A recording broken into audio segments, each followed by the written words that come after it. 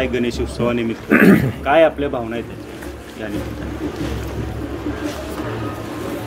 तसं गणपतीला मी दरवर्षी गावात आमच्या घरी गणपती आहे, त्यामुळे येण्याचा प्रयत्न करत असतो मी. आणि याही वर्षी गणपतीला मी आलेलो आहे. दर्शन झालं, आरती झाली, सगळे परिवारासकट, सगळे आमच्या ग्रामस्थांसकट आणि सर्व पत्रकारांसकट पण आरती झाली. चांगला गणेशोत्सव जो आहे सगळ्या महाराष्ट्रामध्ये मोठ्या उत्साहामध्ये साजरा होतो आहे. आणि ते कोण वाजवतो आहे बघा, हां, गणेशोत्सव महाराष्ट्रातला सगळ्यात मोठा उत्सव आहे. आणि महाराष्ट्रात काय, देशभरामध्ये गणेशोत्सव, विदेशात पण गणपती उत्सव साजरा केला जातो. जिथं जिथं गणेश भक्त आहेत तिथं तिथं गणपती उत्सव साजरा करतात. त्यामुळे एक वेगळं वातावरण संपूर्ण गणेश चतुर्थी ते अनंत चतुर्थीपर्यंत संपूर्ण महाराष्ट्रामध्ये आपण पाहतो. आणि त्याप्रमाणे मी गावी आलो आहे आणि गणेशाचं दर्शन घेतलं आहे. सगळे भेटले, समाधान, आनंद आहे. साहेब, मनोज जरांगे यांचं आंदोलन सुरू आहे, आजचा 3रा दिवस आहे आंदोलनाचा. त्यांनी सांगितलंय की जर मागण्या मान्य झाल्या नाही तर उद्यापासून पाण्याचा सुद्धा त्याग ते करतील आणि खूप कडक आंदोलन, उपोषण असं सुरू होईल त्यांचं.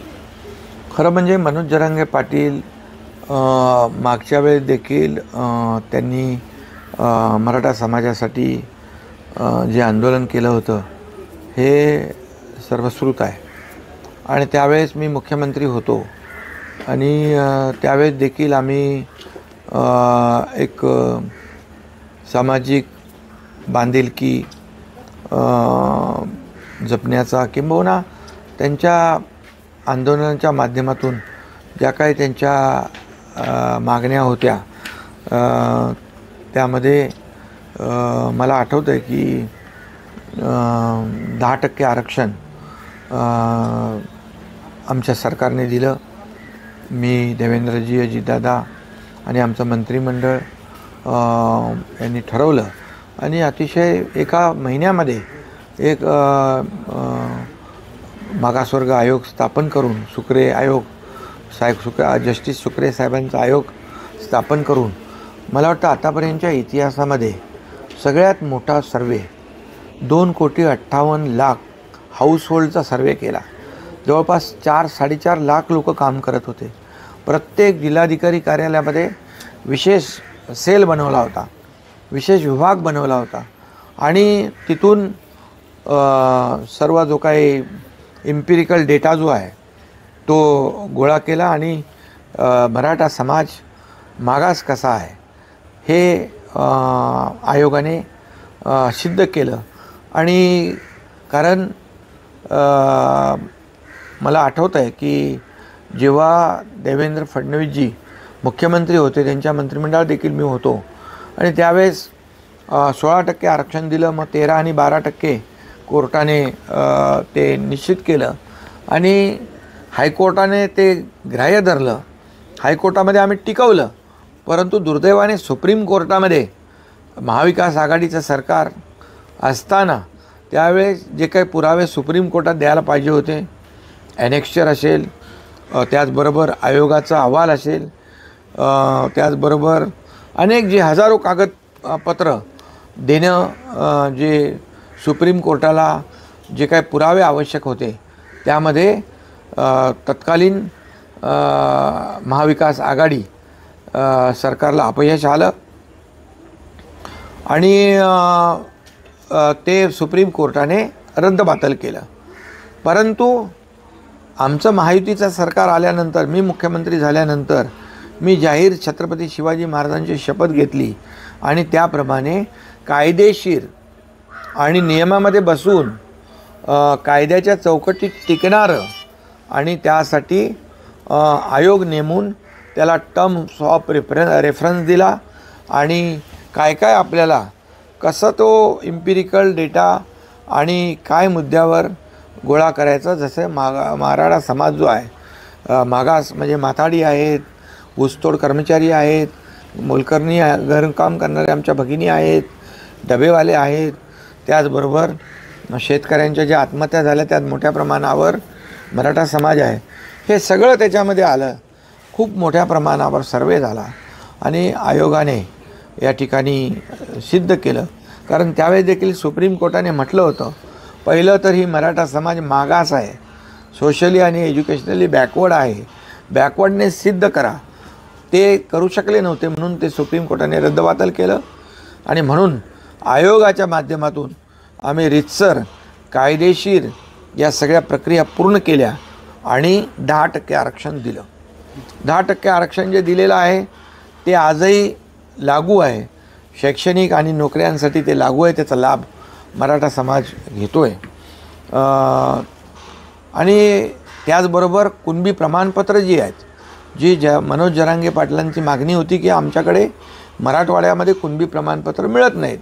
आम्ही जस्टिस शिंदे कमिटी त्याला गठीत केली आणि जस्टिस शिंदे कमिटीने अतिशय चांगलं काम केलं आणि जवळपास 8-10 लाख नोंदी ज्या गेल्या अनेक वर्षापासून मिळत नव्हत्या त्या देखील आमच्या महायुतीच्या काळामध्ये आम्ही सुरू केल्या आणि त्याचाही लाभ आज लोक घेत आहेत.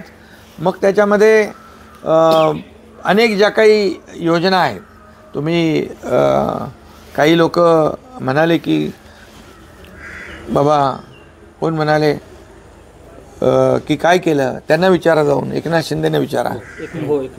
हां, राज ठाकरे मराठा आंदोलनाबाबत जर तुम्हाला उत्तर एकनाथ शिंदे देतील किंवा जरांगे का परत आले एकनाथ शिंदे. म्हणून मी तेच उत्तर देतो की त्यांना पूर्ण माहिती त्यांनी घेतली पाहिजे होती की हे जे 10% आरक्षण, खरं म्हणजे आरक्षण कुणामुळे गेलं त्यांना त्यांनी विचारायला पाहिजे होते प्रश्न. कसे फेल झालात तुम्ही, कसं तुम्हाला आरक्षण जे देवेंद्र जींच्या काळात सरकारने दिलं होतं ते तुम्ही हायकोर्टात आम्ही टिकवलं, परंतु तुम्ही का टिकवू शकले नाहीत असा प्रश्न उलट सुप्रीम कोर्टामध्ये विचारला पाहिजे होता त्यांना, तत्कालीन मुख्यमंत्री आणि त्यांच्या सरकारला. तर परंतु ठीक आहे, म्हणून मी हे जे काही बोलतो आहे ते काही लोकांना माहीत पडावं म्हणूनच बोलतो आहे. 10% आरक्षण आम्ही दिलं. कुणबी प्रमाणपत्र जस्टिस शिंदे कमिटी गठीत करून अनेक त्याच्यामध्ये पुरावे शोधून कुणबी नोंदी शोधल्या 1967 पूर्वीच्या, आणि त्यांना कुणबी प्रमाणपत्र मोठ्या प्रमाणावर मिळाली. त्याचाही लाभ मराठा समाज या ठिकाणी घेतो आहे. त्याचबरोबर या ठिकाणी अण्णासाहेब पाटील आर्थिक विकास महामंडळाच्या माध्यमातून माझ्याकडे आकडेवारी आहे की जवळपास आज आम्ही त्यांना अण्णासाहेब पाटील आर्थिक विकास महामंडळ 10 लाखाची मर्यादा आम्ही 15 लाख केली. म्हणजे स्वतःच्या पायावर उभं राहायला पाहिजे मराठा कार्यकर्ता, त्याला देखील दिली. आणि जवळपास 70,000 लोकांना 5,000-6,000 कोटींचं कर्ज वाटप बँकांच्या मार्फत केलं आणि जवळपास 600 ते 700 कोटी त्याचं व्याज, कारण ते बिनव्याजी दिलेलं आहे, त्याचं व्याज सरकारने भरलेलं आहे. हे एक मोठं काम आम्ही केलं. त्याचबरोबर सारथीच्या माध्यमातून अनेक लोक MPSC UPSCमध्ये पुढे आलेत. परदेशी शिक्षण देखील आम्ही देण्याचा निर्णय घेतला. हे सगळे जे आहे त्याच्यामध्ये तुम्हाला मी ह्या कॉपीज देईन.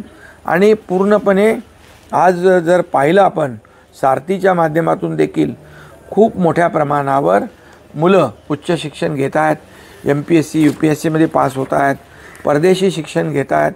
त्याचबरोबर राजश्री छत्रपती शाहू महाराज शिक्षण शुल्क शिष्यवृत्ती योजनेत 17,54,494 विद्यार्थ्यांनी व्यावसायिक शिक्षणासाठी आम्ही जवळपास 9,000 कोटी रुपये मंजूर केले. मराठा आंदोलनामध्ये मृत्युमुखी पडले त्यांना 10 लाख रुपये मदत दिली. त्याचबरोबर त्यांना STमध्ये नियुक्त्या काही 20 लोकांना दिल्यात. हा आकडा अगोदरचा आहे, आणखी जसे जसे येत आहेत तसे आम्ही त्यांना देतो आहे की जे कोणी असतील, जे मराठा आंदोलनामध्ये मृत्युमुखी पडले असतील समाजासाठी भांडताना, त्यांना 10 लाख रुपये आणि सरकारी नोकरी देण्याचा निर्णय आम्ही घेतलेला आहे. त्याच्यापासून आम्ही बिलकुल मागे आम्ही हटणार नाही. आणि यामध्ये MPhil PhDसाठी देखील सरकारने अनुदान दिलेलं आहे. आणि म्हणून मराठा समाजाला जे काही देता येईल. सारथीला 300 कोटी वाढीव निधी दिला आहे. अण्णासाहेब पाटील आर्थिक विकास महामंडळाला आम्ही 300 कोटी वाढीव निधी दिलेला आहे. नाशिकमध्ये जे सारथीचं कार्यालय ते आम्ही बांधतो आहे. विभागवाईज सारथीचे कार्यालय आम्ही बांधतो आहे. त्याचबरोबर यामध्ये मोठ्या प्रमाणात हॉस्टेलची निर्मिती देखील आम्ही आमच्या काळात केली महायुतीच्या.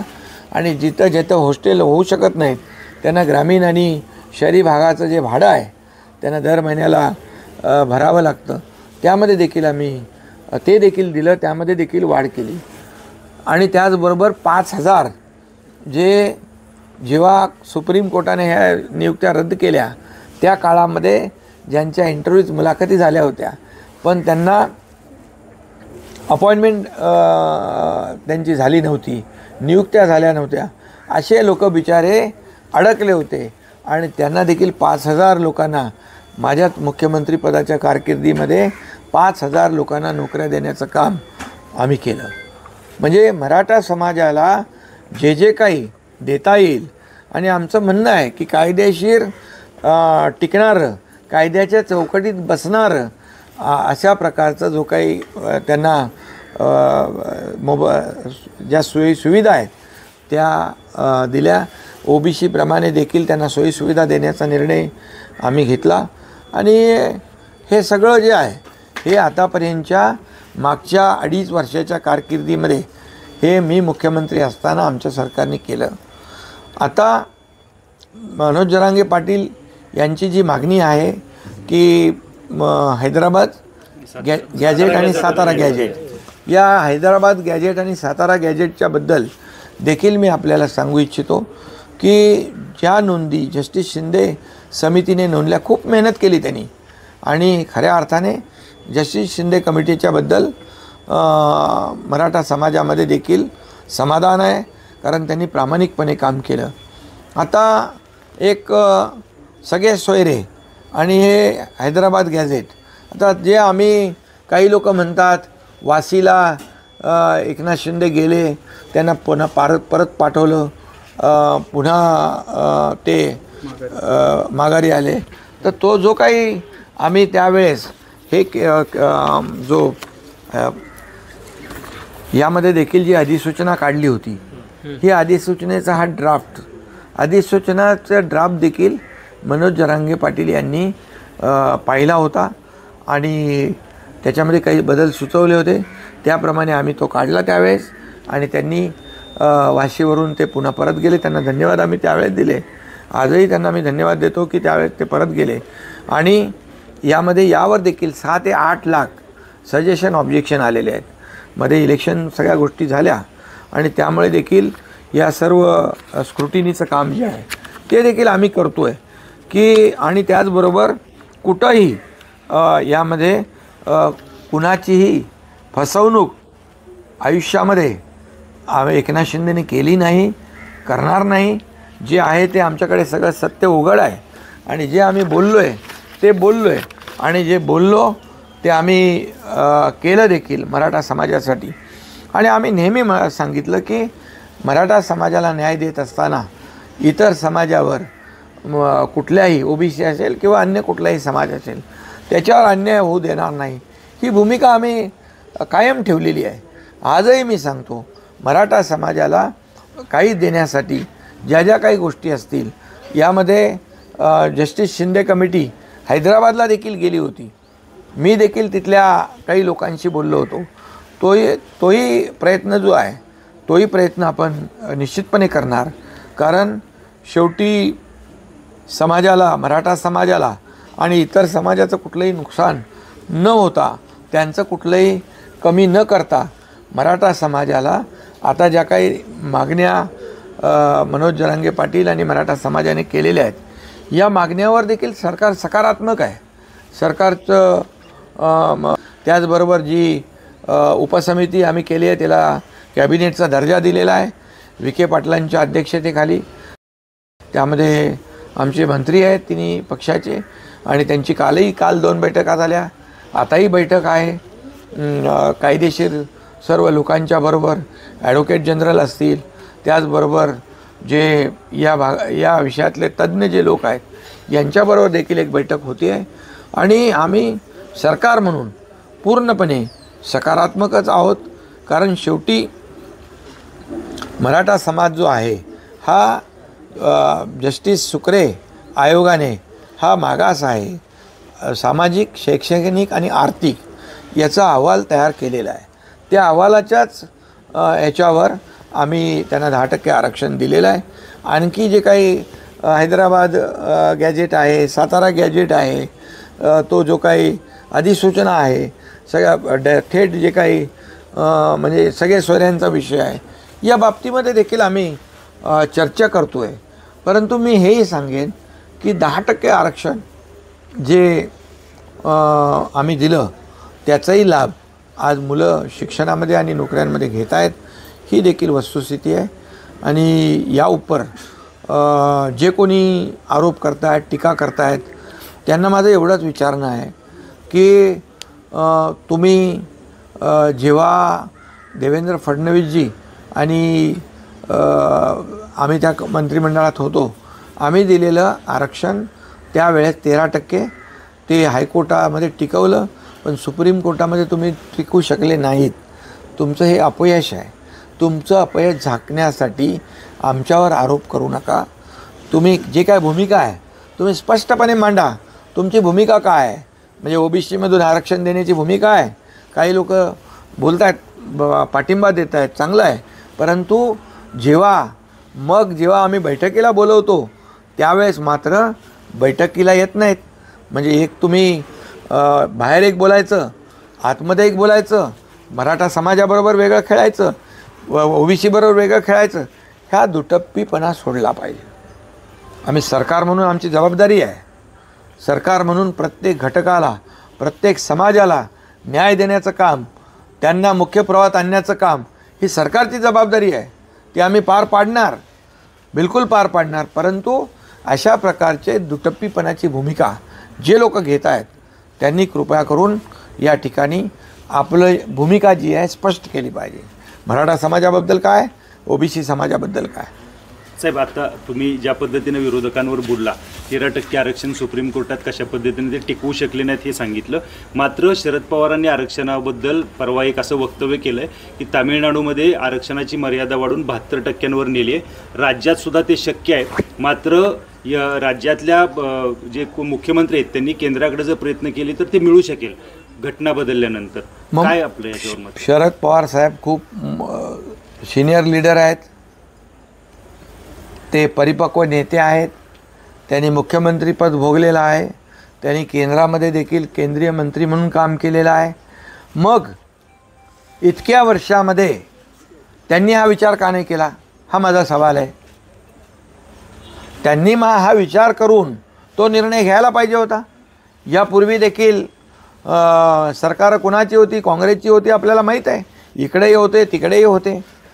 मग आम्ही जे देतो आहे, आम्ही जे दिलेलं आहे त्याच्यावर आरोप करणं, टीका करणं किंवा कुणाचं तरी कोर्टामध्ये चेंडू टाकणं हे मला वाटतं योग्य होणार नाही. कारण त्यांच्याकडे पण देखील इतक्या वर्षाची राजनैतिक अनुभव आहे. आणि म्हणून माझं एवढंच म्हणणं आहे, जे काय करायचं ते या मराठा समाजाच्या किंबहुना इतर कुठल्याही समाजाच्या बाबतीमध्ये सत्ताधारी पक्ष आणि विरोधी पक्ष यांनी मिळून निर्णय घेतला पाहिजे. मिळून निर्णय घेतला पाहिजे, समाजाला न्याय दिला पाहिजे. परंतु इकडे वेगळी भूमिका, तिकडे वेगळी भूमिका असं कृपया कोणी करता कामा नये. साहेब, छगन भुजबळांचं असं म्हणणं आहे की आत्तापर्यंत जे 10% आरक्षण दिलं आहे तेच आता कायम ठीक आहे, इथं पुढे देण्याची गरज नाही, अशा पद्धतीने ते विधान करतात. नाही, 10% आरक्षण तर दिलेलंच आहे ना. ते 10% आरक्षण जे आहे ते कोर्टामध्ये आहे आणि ते टिकवण्याचं काम सरकार नक्की करेल.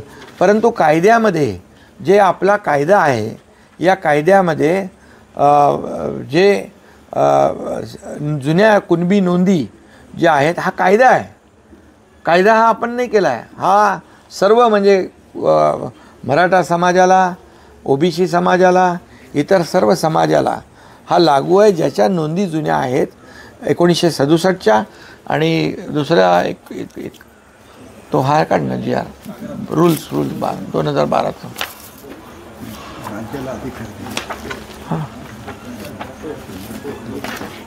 आणि आता पूर्वी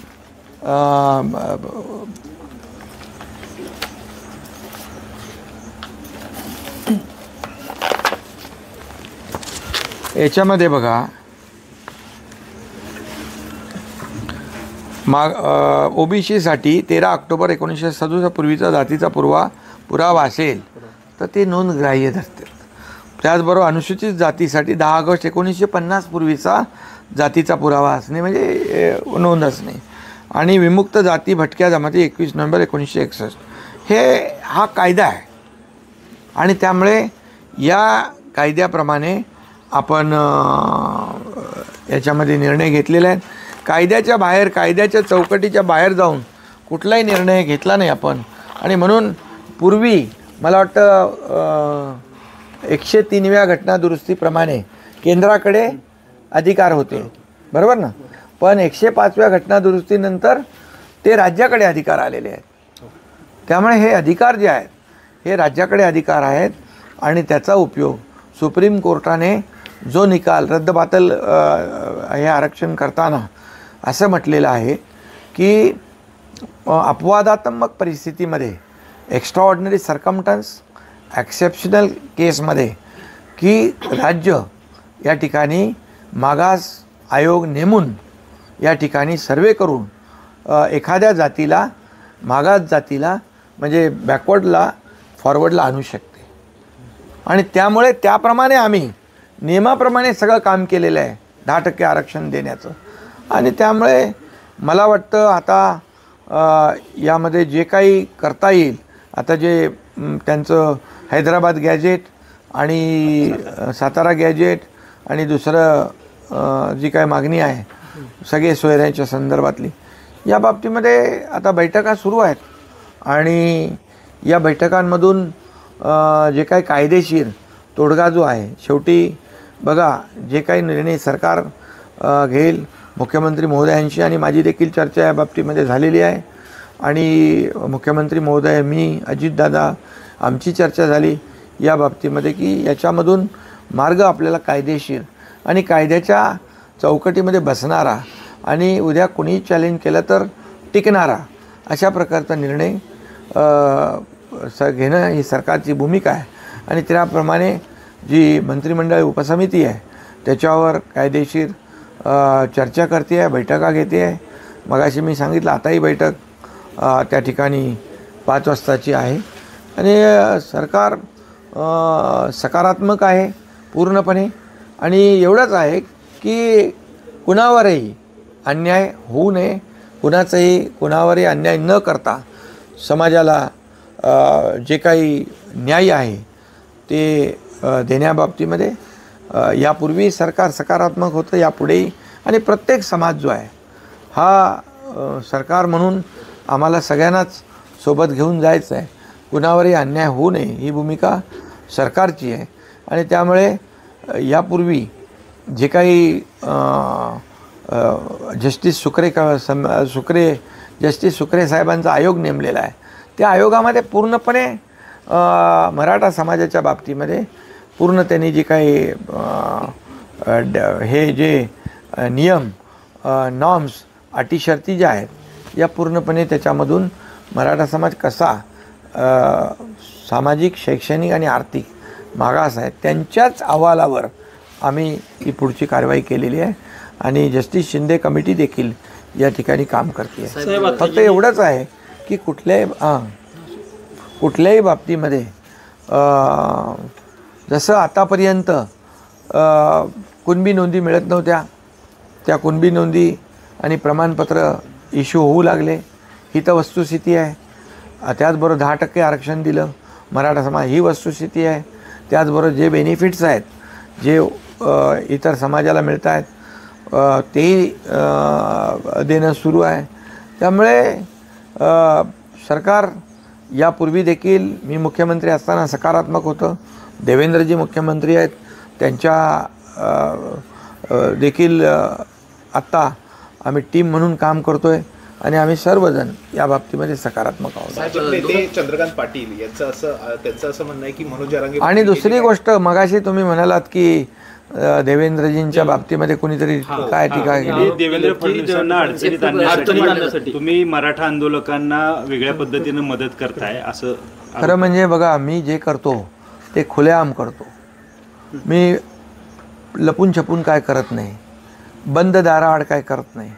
आणि म्हणून जे मी केलं, जे पाप पूर्वीच्या मुख्यमंत्र्यांनी केलं होतं 2019ला मॅन्डेट असताना, देवेंद्रजींच्या बरोबर, या महाराष्ट्राच्या जनतेच्या बरोबर त्यांच्या पाठीत जो खंजीर खुपसला होता आणि मॅन्डेटला डावलून लाताडून सरकार स्थापन केलं होतं मुख्यमंत्री पदाच्या खुर्चीसाठी, ते दुरुस्त करण्याचं काम या एकनाथ शिंदेने केलं आहे. आणि म्हणून 2022मध्ये या महाराष्ट्रातल्या जनतेच्या मनातलं सरकार आम्ही आणलं. आणि म्हणूनच त्यांना हे बोलण्याचा नैतिक अधिकार नाही. देवेंद्रजी आणि आम्ही ताकदीने, मजबूतीने या ठिकाणी या सर्व जे काही प्रसंग येतील त्यांना तोंड देऊ आणि सरकार म्हणून योग्य तो निर्णय घेऊन. हे लपून छपून काम करण्याचं माझं सवय नाही आहे. जे काय करायचं होतं मी अगदी उजेडात करतो. सर, मनोज जरांगेंना अमित शहा भेटायला गेले नाहीत अशी एक टीका होती की याबाबत तिथं त्या दिवशी येऊन सुद्धा तिथं भेट झाली नाही. चर्चा पण झाली. अरे बाबा, असं हे विरोधक जे आहेत, हे विरोधक अशा प्रकारचे संभ्रम पसरवून या ठिकाणी समाजामध्ये तेढ निर्माण करण्याचा प्रयत्न करत आहेत. अरे विषय काय आहे? आता जे काय विषय आहेत ते राज्य सरकारशी निगडीत आहेत आणि राज्य सरकार या ठिकाणी समर्थ आहे. त्यामुळे ते आले होते गणपती दर्शनाला आणि हे त्यांच्याशी तिकडे लिंक करणं, जोडणं, हे असं विरोधी पक्षाचं जे काही चाललेलं आहे. मी म्हणूनच मी मगाशी आपल्याला सांगितलं, जी भूमिका घ्या ती आत एक बाहेर एक अशी नको, जी आहे ती स्पष्ट आणि सडेतोड घ्या. आम्ही जी भूमिका घेतो स्पष्ट भूमिका घेतो. आम्ही लपून छपून काम करत नाही. कधीपर्यंत आंदोलन सुटेल अशा पद्धतीनं महायुती आता प्रयत्न करेल? नाही, या बाबतीमध्ये तर चर्चा सुरू आहे आणि कायदेशीर ज्या काही बाबी आहेत त्या तपासल्या जात आहेत. आणि शेवटी बघा, चर्चेतूनच मार्ग निघत असतो. मागच्या वेळेस पण चर्चेतून मार्ग निघाला आणि आम्हाला सरकारला अपेक्षा आहे की चर्चेतून शेवटी बघा प्रत्येकाने सहकार्य करण्याची आवश्यकता आहे. सरकार देखील सहकार्य करत आहे. मनोज जरांगे पाटील यांनी देखील शेवटी ते समाजासाठी त्यांनी लढा उभारला आहे. त्यांनी देखील त्यांच्याकडून देखील सहकार्याची अपेक्षा आहे.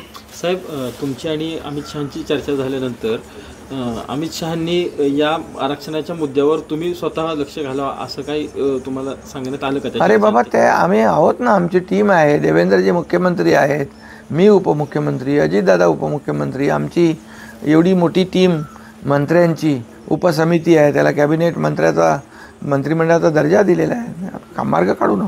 साहेब, मुख्यमंत्री असताना तुम्ही मराठा समाजाचा प्रश्न सोडवायला यशस्वी झाला होता, मात्र आता मुख्यमंत्री असताना देवेंद्र फडणवीस अयशस्वी होते असं तुम्हाला कोणी सांगितलं? कारण की आता मराठे दाखल झाले तिथं. नाही, कसं आहे याच्यामध्ये बघा, आता हे जे काही प्रश्न आहेत आता मांडलेले, या प्रश्नांना कायद्याची चौकट आणि कायदेशीर बाबी तपासून या सर्व निर्णय घेताना आपला हा निर्णय चॅलेंज होऊ नये, तो रद्दबातल होऊ नये, हे काम सरकारचं आहे. ही सरकारने भूमिका, आमची भूमिका असं कोणालाही काही सांगायचं आणि वेळ मारून न्यायची असं नाही आहे. जे आम्ही बोललो ते करत गेलो आहे, जे केलेलं आहे. आणि हे मराठा समाज असेल आणि महाराष्ट्राच्या समोर आहे. त्यामुळे जातीमध्ये तेढ निर्माण करण्याचं जे कोणी काम करतायत त्यांनी ते थांबवलं पाहिजे. साहेब, उद्धव ठाकरे आणि राज ठाकरे एकत्र आलेले आहेत, तर या मराठी मुद्द्यावरून एकत्र आलेले होते, तर येत्या महानगरपालिकेमध्ये त्याचा ते जाऊ दे, आता विषय नंतर बघू ना. महायुतीचा काय फायदा नुकसानमध्ये आम्ही बघत नाही. आम्ही महायुती म्हणून जे काम केले 2.5 वर्ष आणि आता पुढचे जे 8-9 महिने झालेले आहेत, हे जनतेसाठी काम केलं आहे, मुंबईसाठी काम केलं आहे, महाराष्ट्रासाठी काम केलं आहे. त्यामुळे महायुतीच्या कामाच्याच जोरावर का आम्हाला मतदान झालं, एवढं लँडस्लाईड मॅन्डेट का मिळालं विधानसभेत, आम्ही काम केलं म्हणून. फेक नॅरेटिव्ह पसरवून जिंकून नाही आलो आम्ही. त्यामुळे आम्ही जे काम केलं आहे महायुतीने, त्या महायुतीचाच या ठिकाणी कामाची पोचपावती येणाऱ्या स्थानिक स्वराज्य संस्थांमध्ये देखील जनता देईल.